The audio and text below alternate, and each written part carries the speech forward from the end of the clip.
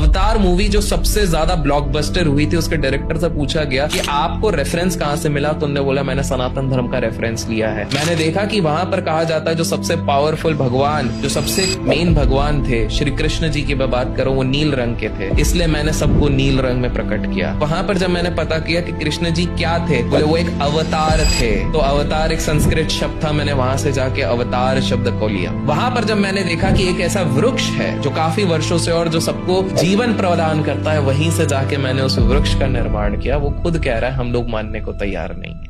कुछ लोग बोलते हैं राम सेतु ब्रिज नहीं बनाए। नासा ने खुद ने जब सैटेलाइट के इमेज डाले और उसने बताया कि भैया एक ह्यूमन मेड ब्रिज है जो पानी के नीचे ढक गया है इंडिया से श्रीलंका के बीच में, और उसकी डेट सीधे निकल रही है रामायण की। ये क्या था? राम सेतु ब्रिज ही था। रामेश्वरम में जाएंगे, आज भी आपको ऐसा पत्थर मिलेगा जो पानी के ऊपर तैर रहा है। अब साइंटिस्ट लोग बोलेंगे अरे वोल्केनिक इरप्शन के बाद जो एक हैलो स्टोन बन जाएगा तो वैक्यूम के साथ साथ वो फ्लोट करने लग जाएगा पानी में। ऐसा रामेश्वरम के पास कौन सा वोल्केनो है? अब बताइए, नहीं है। हनुमानगढ़ी कौन सी जगह है? ये वही जगह है जहाँ श्री राम बोल के गए थे हनुमान जी को रुकने के लिए। अयोध्या में एक समय था, आज से 25 वर्ष पहले, टेररिस्ट लोगों ने वहां पर बॉम्ब प्लांट कर दिया। उन्होंने बॉम्ब प्लांट किए थे 4, 3 को डिफ्यूज कर दिया था वहां के पुलिस वालों। लेकिन इन लोगों को लगा अब सब कुछ सेफ है। अचानक से एक टेररिस्ट जो पकड़ा गया, उसको जब मारा पीटा गया तो उसने कहा एक बॉम्ब तो बचा हुआ है, वो हनुमानगढ़ी में लगा हुआ है। और ये लोग शॉक, क्योंकि अब समय नहीं है। पुलिस वाले बॉम्ब स्क्वाड के साथ तेजी से उस तरफ भगे, और उसके बाद वो लोग क्या देखते हैं? वो लोग देखते हैं कि हनुमानगढ़ी मंदिर के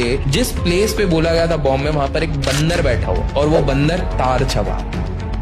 और उसके बाद वही सेम बंदर मंदिर के टॉप के कलश के पास जाके बैठ गया है। सबने नतमस्तक किया। पता है क्यों? क्योंकि जब जाके उन्होंने बॉम्ब पे नोटिस करा, 3 सेकंड का टाइमर बचा।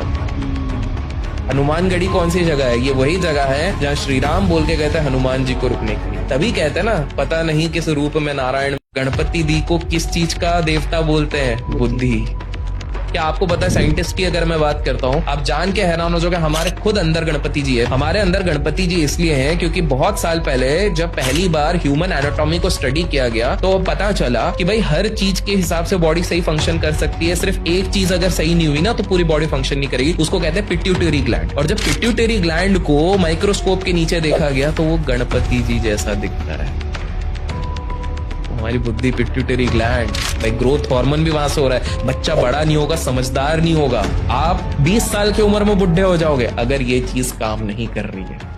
आप ये सोचिए, केदारनाथ एक ऐसा टेम्पल है जो एक समय पे 400 साल तक बर्फ के अंदर था, और उसके बाद भी जब वो बर्फ मेल्ट हुई, एज इट इज है। कैसे संभव है कि एक मंदिर है जहाँ पर एक बूंद सीमेंट का नहीं लगा था, एक बूंद प्लास्टर का नहीं लगा था? इंटरलॉकिंग सिस्टम से उस समय से, इतने हजारों साल से, वो उस मंदिर को स्टेबलाइज किया गया है। जिस तरह के पत्थर यूज किए गए, 30 किलोमीटर दूर उस तरह के पत्थर मिलते हैं। 30 किलोमीटर से इतने मोटे मोटे 100 टन के पत्थर ऊपर लेके कैसे जा सकते हैं इंसान? ये कोई सोच नहीं पाता। डार्विन, जिसको कहते हैं फादर ऑफ इवोल्यूशन, जिनने पूरी थ्योरी निकाली कि भाई इवोल्यूशन की क्या है, उसने तो हमारी कॉपी करी। डार्विन की थ्योरी कहती है कि पहला लाइफ जो आया वो वाटर से आया। जो 10 अवतार हैं वो कौन से? पहला अवतार है मत्स्य अवतार। मत्स्य मतलब फिश। फिर डार्विन की थ्योरी ये कहती है कि जो दूसरा लाइफ आया वो एम्फीबियन था, वो वाटर में भी रह सकता है, लैंड में भी रह सकता है। कुर्म अवतार इज टॉर्टोइस, समुद्र मंथन जिसके ऊपर हुआ था वो कुर्म। फिर तीसरा जो अगर वो बताया जाए, फिर उसने कहा कि मैमल्स आ गए, अब धरती पे चलने वाले हो गए। वरा अवतार इज बेसिकली जो चल सकते हैं।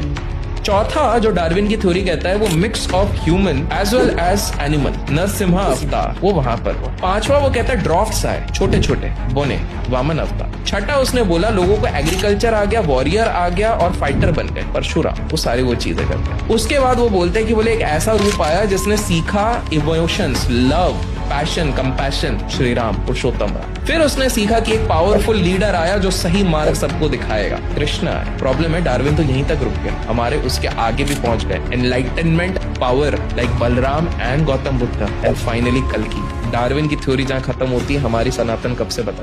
तो आज से ना कुछ साल पहले आइलैंड में इन्फ्लेशन, महंगाई बहुत बढ़ रही, कुछ भी कोशिश कर लो रोक ही नहीं पा रहे। हमारे इधर का 600 रुपए उस समय पे 1 लाख रुपए थे वहां। थाईलैंड के लोग जब परेशान थे कि अर्थव्यवस्था हमारी खराब हो रही है, इकोनॉमी हमारी स्टेबलाइज नहीं हो रही है, एक व्यक्ति ने कमेटी से बोला कि कुछ नहीं तो एक काम करते हैं, गणेश जी का फोटो नोट पे छापना शुरू करें। अब जान के हैरान हो जाओगे, आज वो एंटीक में ऑक्शन होते वो नोट, और उनकी अर्थव्यवस्था सही हो गई।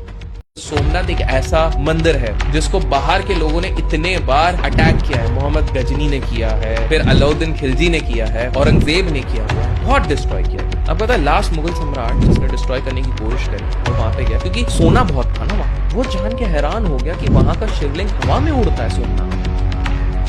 उसने अपनी किताब में लिखा कि मुझे लगता है कुछ तो पावरफुल मैग्नेट है ऊपर और नीचे जिसके चक्कर में शिवलिंग उड़ता है। तो वो मैग्नेट का शिवलिंग अब कहीं पे स्थापित है। बट आप सोचो इतने अटैक होने के बावजूद सोमनाथ है।